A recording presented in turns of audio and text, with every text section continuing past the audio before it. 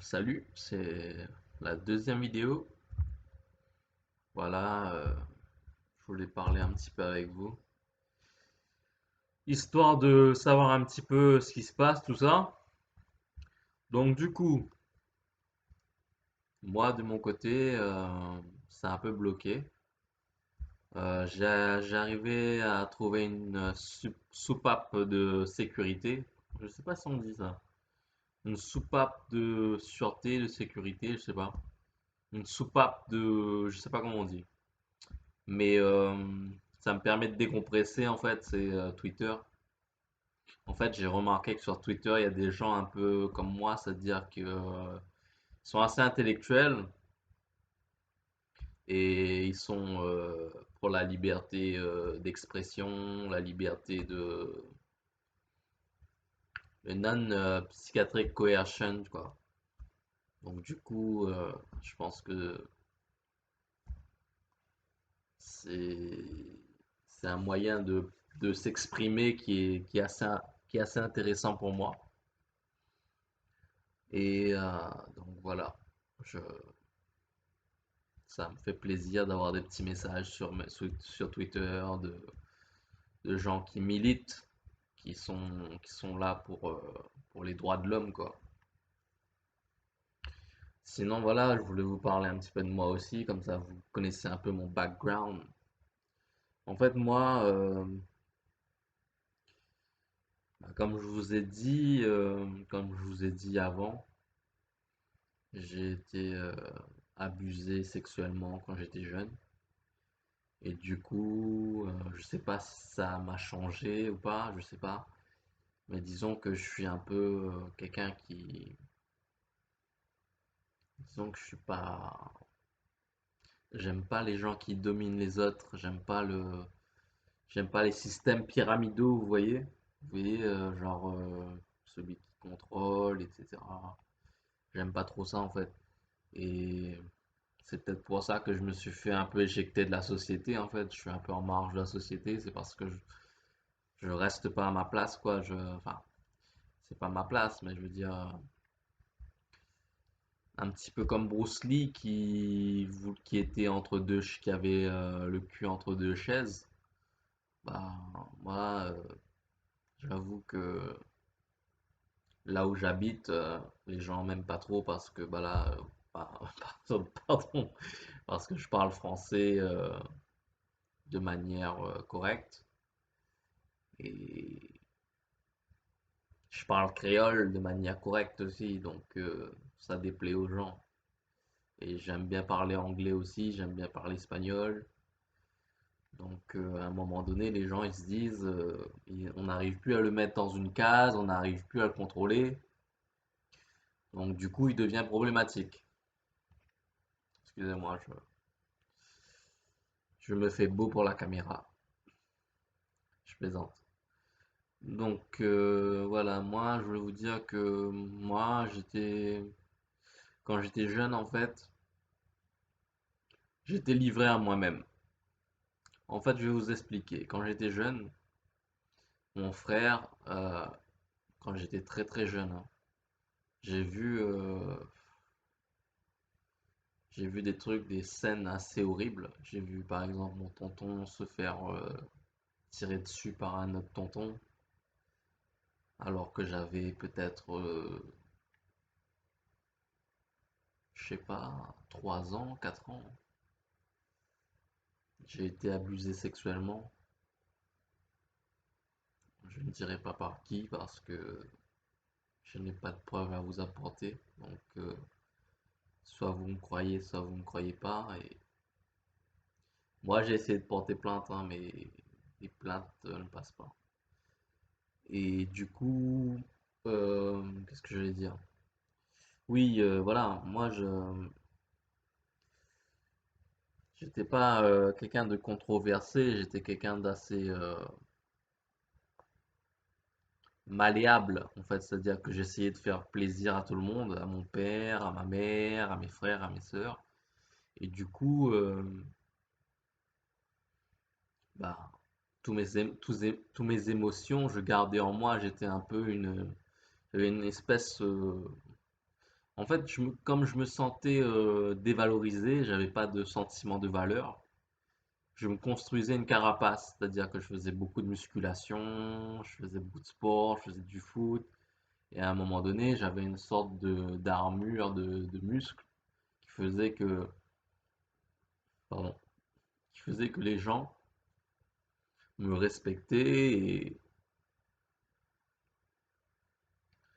et moi, en contrepartie, j'avais un sentiment d'estime de moi-même parce que bah voilà, les gens me laissaient tranquille, ils m'admiraient un peu quelquefois parce que je jouais bien au foot, parce que je faisais de la muscu, que j'étais dynamique, j'apprenais à l'école, etc. Donc c'était une espèce de trade, vous voyez ce que je veux dire?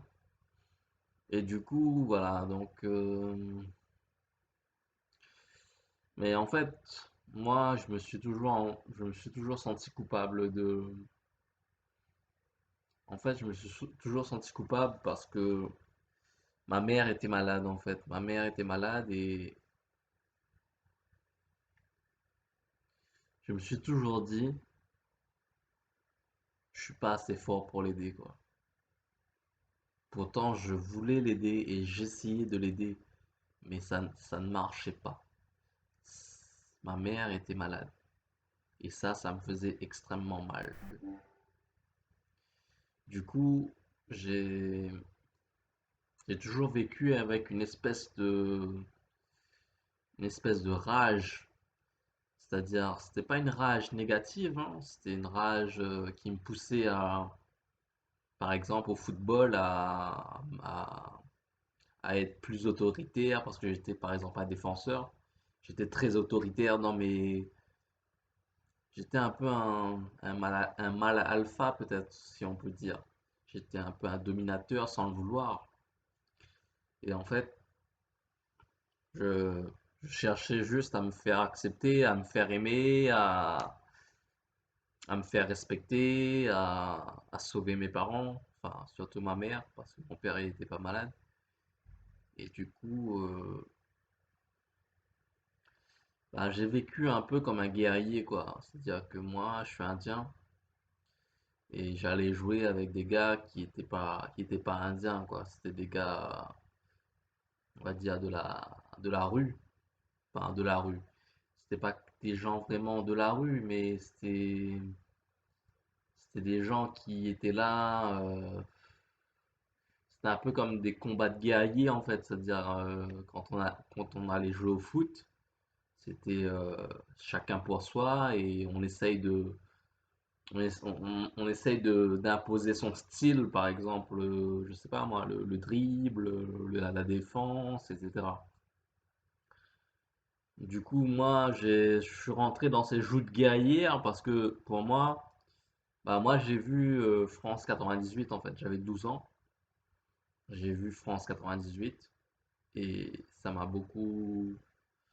En fait, ça m'a fait briller les yeux, quoi, parce que je me suis dit, ces garçons, ces hommes-là, ils ont tout, ils ont la gloire, ils ont l'amour, ils ont tout. Donc, quelque part, je me suis dit, l'échappatoire, c'est le football. Et je voulais pas être footballeur particulièrement, hein, mais je me suis dit, enfin, le football m'a fait briller les yeux comme beaucoup de gens, beaucoup de jeunes garçons, en fait. Et voilà. Mais le problème, c'est que voilà, je me sentais coupable. Je me disais, j'avais l'impression de jouer un rôle en fait, parce que je me disais j'étais fort, etc. Mais quelque part, je me disais, si j'ai une copine un jour, qu'est-ce qu'elle dirait en voyant que ma mère va mal, que ma mère,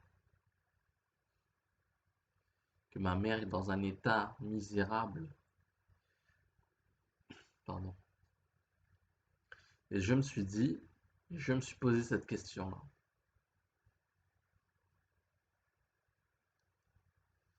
Et en fait,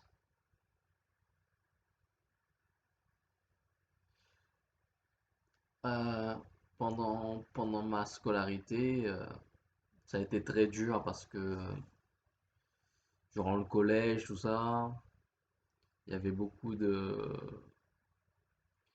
J'étais dans une classe où il y avait beaucoup de garçons. Il y avait des filles, je sais pas, mais il y avait plus de garçons que de filles en fait. C'était soi-disant la meilleure. C'était les meilleurs, par exemple sixième A, cinquième A, quatrième A, troisième A. Je sais pas si c'était ce système-là. Mais dans ce système-là, il y avait des garçons en fait. Et ces garçons-là, ils m'aimaient pas en fait. Ils m'aimaient pas parce qu'ils me trouvaient trop sensible. Du coup, ils me traitaient d'homosexuel tout le temps et moi, à l'époque, ça m'énervait beaucoup et bon, même aujourd'hui, ça pourrait m'énerver, hein. Mais je veux dire, ça me faisait péter un câble, quoi. Et je me souviens même qu'il y avait en technologie, il y avait des garçons avec moi, deux garçons, et c'était des garçons qui avaient, en fait, ils se défoulaient sur moi, quoi. Et du coup, il me disait que j'étais un incapable, quoi, parce que j'avais pas. En fait, quand j'étais jeune, j'avais pas d'ordinateur, on n'avait pas d'argent pour acheter un ordinateur, on n'avait pas d'ordinateur. Donc du coup, quand j'étais en technologie, j'étais un peu perdu, quoi. Je comprenais pas tout. J'étais plus lent que la moyenne. Et du coup, ces gars-là, ils m'enfonçaient, quoi. Ils me traitaient de PD, ils m'ont traité de sans-papier aussi. Et d'incapable en fait. Il me traitait d'incapable. Et je me souviens que c'est à cette époque-là que j'ai commencé à me dire, waouh, je voulais plus aller à l'école. J'étais bon à l'école. Je, je suis un bon élève. J'ai un master d'anglais. Donc je pense pas que je suis idiot. Mais c'est à partir de ce moment-là que je me suis dit, waouh, j'ai pensé au suicide. J'ai pensé au suicide la première fois parce que les élèves me disaient que j'étais un incapable. Et il me balançait des feuilles à la figure. Il me... En fait, il s'associait contre moi. Je sais pas pourquoi. Peut-être parce que j'étais brillant, en fait. Et ça m'a cassé un peu ma scolarité, quoi. J'ai eu des mauvaises notes parce que j'avais ces gens-là qui arrêtaient pas de me harceler. Et le foot, ça m'a aidé un peu. Et je me rappelle que j'ai vu ma conseillère d'orientation. Et elle m'a dit, qu'est-ce qui se passe? Pourquoi pourquoi tu travailles pas? T'es un bon élève? Pourquoi tes notes baissent? Etc. Et je leur ai dit que je suis insulté. Je sais pas si à l'époque, quand j'étais jeune, je savais le terme, je connaissais le terme, pardon, excusez-moi. Je connaissais le terme harcelé en fait. Je savais pas si je connaissais ce mot. Mais je sais pas si je l'ai dit.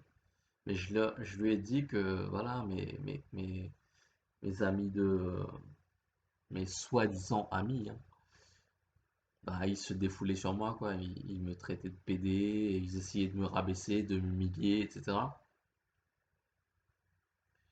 Et vous savez ce qu'elle m'a dit? Elle m'a dit oui, mais ça c'est normal. Du coup, j'ai baissé les yeux et je me suis renfermé sur moi-même. Je me suis dit, c'est peut-être moi le problème. Donc je me suis dit, je vais essayer de me renforcer. Et du coup, voilà, il y a eu des périodes où j'étais plus ou moins accepté parce que je faisais beaucoup de sport, j'étais musclé, j'étais assez intéressant physiquement, j'étais assez mignon, les filles me trouvaient beau, etc. Mais il y avait toujours ce problème-là, ce problème au fond de moi, quoi. Et du coup,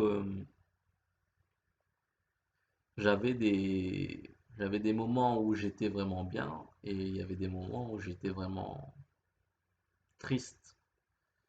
J'étais vraiment, je me sentais mal en fait. Et du coup, quand je suis arrivé au lycée, bah, ils m'ont laissé un peu ils m'ont lâché un peu la grappe quoi. Ils étaient méprisants, mais c'était pas aussi dur que le collège. Au collège, c'était vraiment, j'avais peur d'aller au collège quoi. J'avais peur parce que je savais que il y en a qui voulaient me frapper, il y en a qui voulaient m'insulter, etc. Et du coup, le lycée, disons que le lycée, j'étais un fantôme en fait. Personne ne me voyait et du coup, j'étais un fantôme, ouais, voilà. Et bon, personne ne croyait que j'allais passer le bac, j'allais gagner le bac, etc. Je me rappelle que les professeurs, ils m'aimaient pas en fait parce que, enfin, il y en avait qui m'aimaient bien. Mais il y en a, ils m'aimaient pas parce qu'ils voyaient que je parlais pas et ils me disaient des trucs genre ouais, c'est celui qui ne parle pas c'est ceux qui ne parlent pas qui en font le plus. Du genre j'étais un pervers ou un truc comme ça, oui. Et c'était ciblé quoi. Et du coup, moi je dirais que mes années lycée c'était pas j'étais un fantôme, c'était pas mais au moins on me laissait tranquille quoi. On me laissait un peu tranquille, on va dire. Et après, ben, après, je suis parti à la fac et je vais être bref sur ce moment-là, sur cette année-là. J'ai fait une année sabbatique en fait. J'ai voulu tout lâcher parce que voilà, mon père, je voulais montrer j'étais un peu en rébellion avec mon père et je voulais lui montrer que j'étais un homme quoi, j'étais pas un enfant et qu'il fallait qu'il me respecte. Du coup, je me suis dit, je vais faire ça, cet acte de rébellion, je vais faire une année sabbatique. Du coup, j'ai fait cette année sabbatique et j'ai pas eu mon année. J'ai voulu me réinscrire, j'ai pas pu, pour des raisons que je ne dirai pas parce que j'ai pas envie de faire d'histoire. Du coup, je suis retourné à la fac euh, 2 ans plus tard et j'étais déterminé quoi. Et en fait, voilà, j'ai fait L1, L2, L3, Master 1, Master 1, etc. Master 1, c'est tout. Et du coup, c'est à partir de là qu'en fait tout a dérapé. Ça a été un fiasco parce que, en fait, moi j'étais très motivé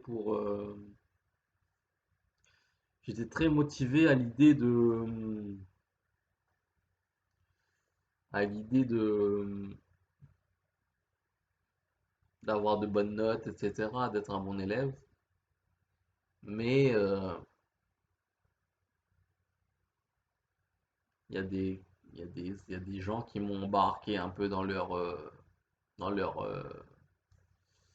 je me suis laissé entraîner un peu avec des amis en fait, des soi-disant amis, hein. Parce que maintenant, je peux vous dire que j'ai plus de nouvelles de ces amis et j'en suis très content.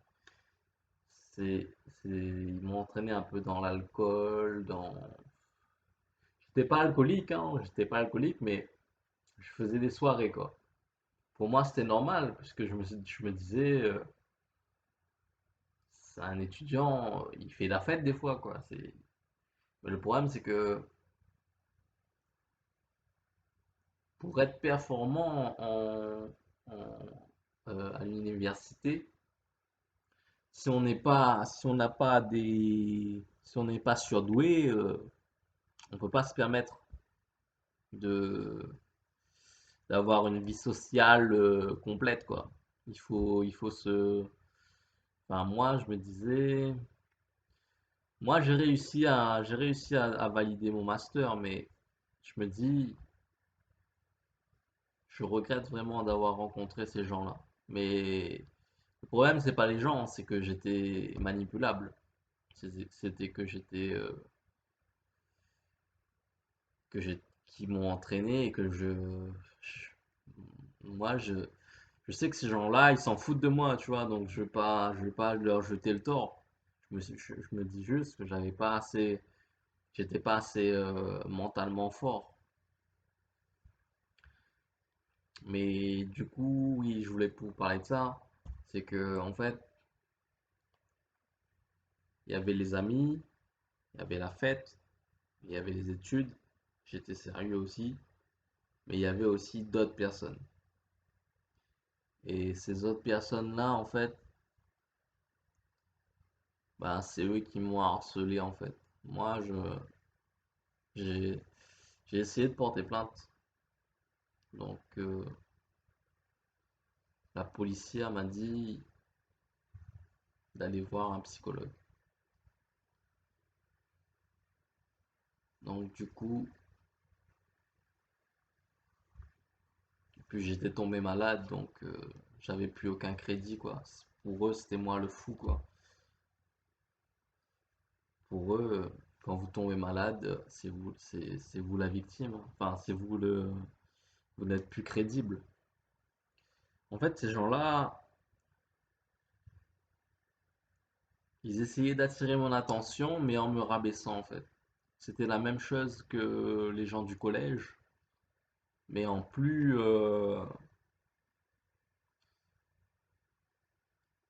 sneaky, en fait. Je sais pas si vous connaissez ce mot-là anglais, sneaky.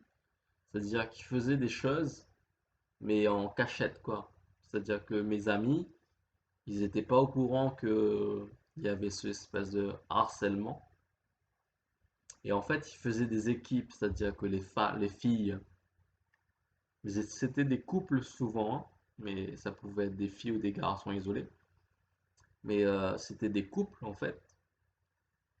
Le garçon, en fait, il me menaçait de me frapper, quoi, de me taper. Et moi, à l'époque, je peux vous dire que j'étais vraiment mince. Je faisais 52 kilos. J'étais vraiment pas, j'étais un poids plume, quoi.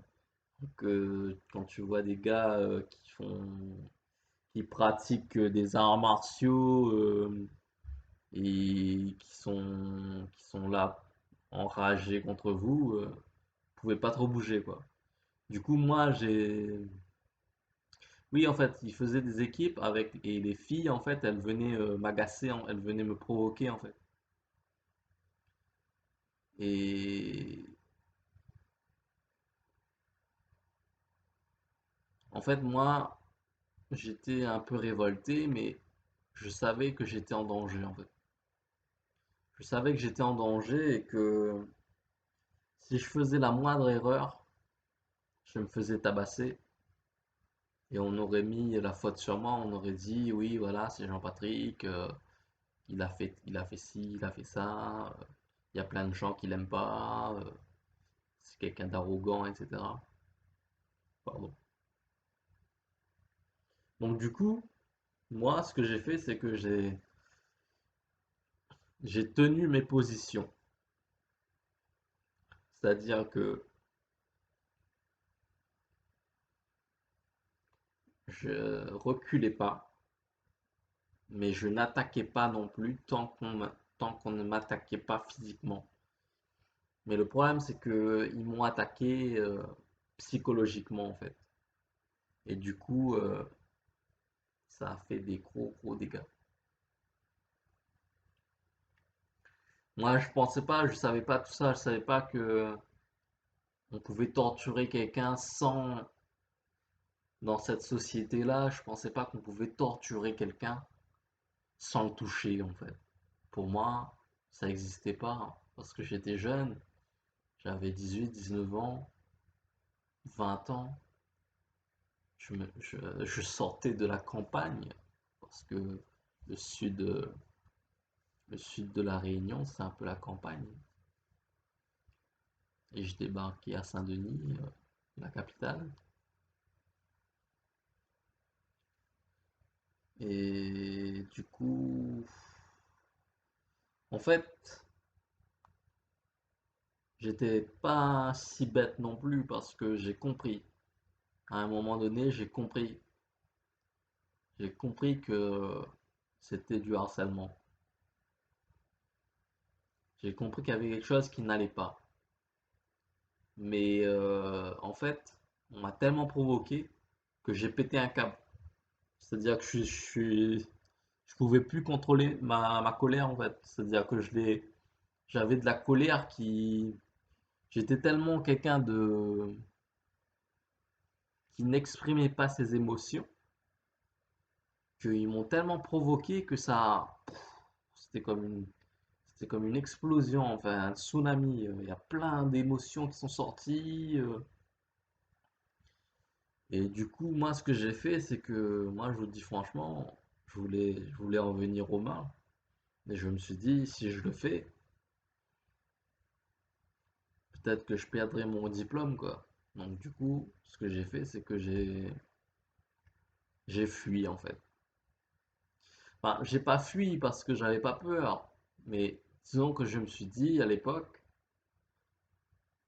je vais essayer d'aller le plus loin possible dans mes rêves, dans tout ce que j'ai envie de faire. Et dès que quelqu'un essaie de me bloquer, ben je fonce quoi. Je lui rentre dedans, je lui un peu comme un taureau quoi. Et j'ai essayé de canaliser ma colère comme ça en fait. Je suis parti en Angleterre. Je faisais beaucoup de choses. Je m'étais inscrit je sais plus comment ça s'appelle ça.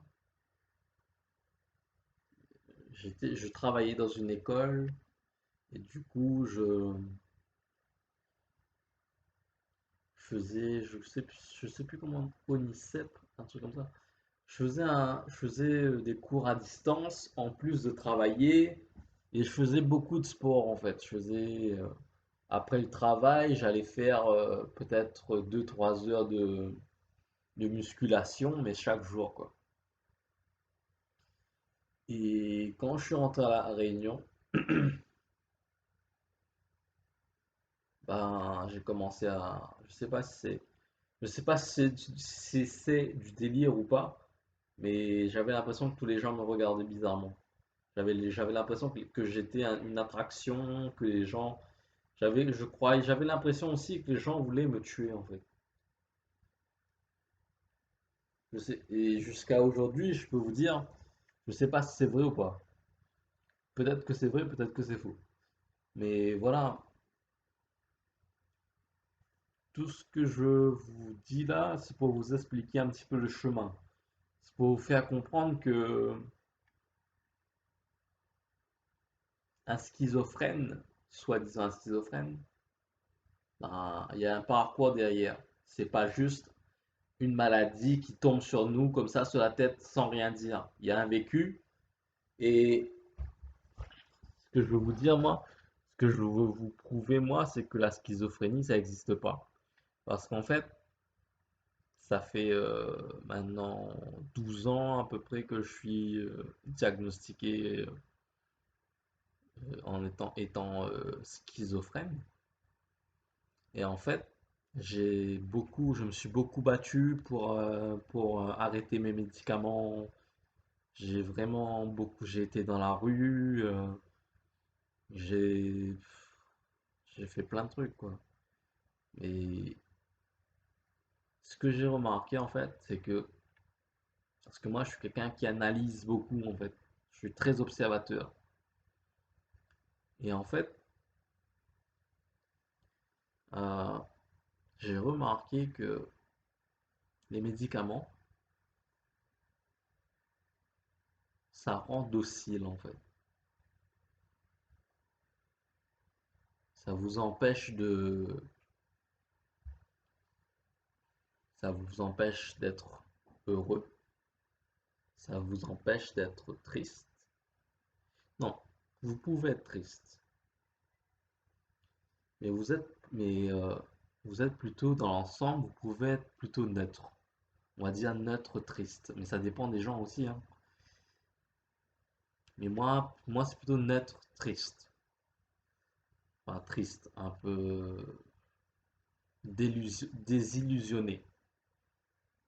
Mais ça n'a rien à voir avec les médicaments, je pense. C'est juste que j'ai compris que la société est complètement injuste. Et ce que je voulais vous dire, c'est que quand on arrête nos médicaments, en fait, la schizophrénie, il y a les symptômes positifs, c'est-à-dire le délire. Moi, je pense pas que c'est du délire, hein, mais c'est ce que les scientifiques disent. C'est du délire. Et il y a les symptômes négatifs, c'est-à-dire le retrait, qu'est-ce que je peux dire, le retrait sur soi-même, le manque de communication, etc., associable, etc.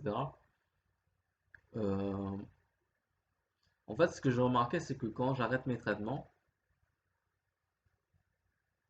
certes, les délires reviennent au bout peut-être de 3, 4 semaines, un mois. Mais pendant ces 3, 4 semaines, un mois, putain, qu'est-ce que ça fait du bien? Qu'est-ce que ça fait du bien d'arrêter ces traitements? Je veux dire que les traitements, c'est vraiment une torture. Donc tout ça pour vous dire que si les symptômes positifs, je suis d'accord. Pourquoi les appeler symptômes positifs, je ne sais pas. Mais les symptômes négatifs, c'est les traitements. Et je peux vous dire que ça s'empire avec le temps. C'est une spirale infernale. C'est-à-dire que vous allez prendre des psychotropes. Vous allez commencer à ne plus pouvoir dormir. Vous allez prendre des trucs pour dormir. Vous allez commencer à être angoissé. On va vous donner des trucs pour être angoissé. Vous pourrez plus vous en sortir. Vous allez prendre du poids. Vous allez développer des problèmes coronaires, des problèmes de cœur. Vous allez développer du diabète. Donc voilà, il y a pas de secret en fait. Moi, quand j'étais jeune, je voyais des gens comme ça. Je comprenais pas forcément en fait. Je me disais, qu'est-ce qu'il a fait pour devenir comme ça? Je ne comprenais pas. Mais ce qui est simple, c'est que c'est les médicaments qui font ça, les gars. Faut pas se leurrer, il faut arrêter de se leurrer. Je sais qu'il y en a qui le savent et qui s'en foutent parce ils sont bien dans leur petit, leur petit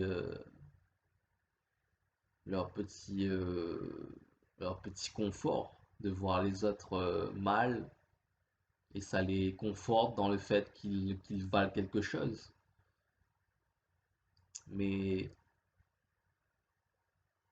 je vais vous dire un truc, les gars, si vous vous battez pas pour tout le monde, on est tous interconnectés.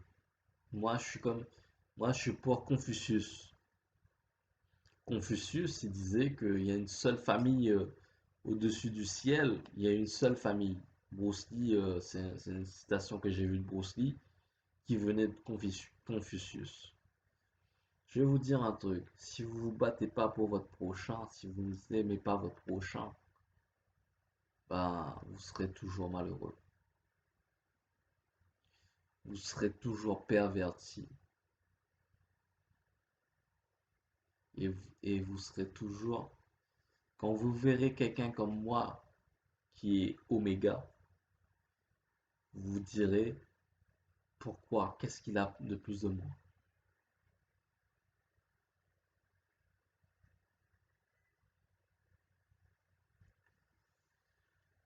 Bon, je pense que cette vidéo est très très longue. Putain, 34 minutes.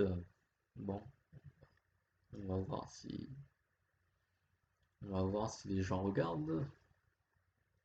Bon, en tout cas, je vous souhaite une bonne journée, les gars. Bon courage à vous et que Dieu vous garde. Et je, je conclurai en disant Be water, my friend. Bye.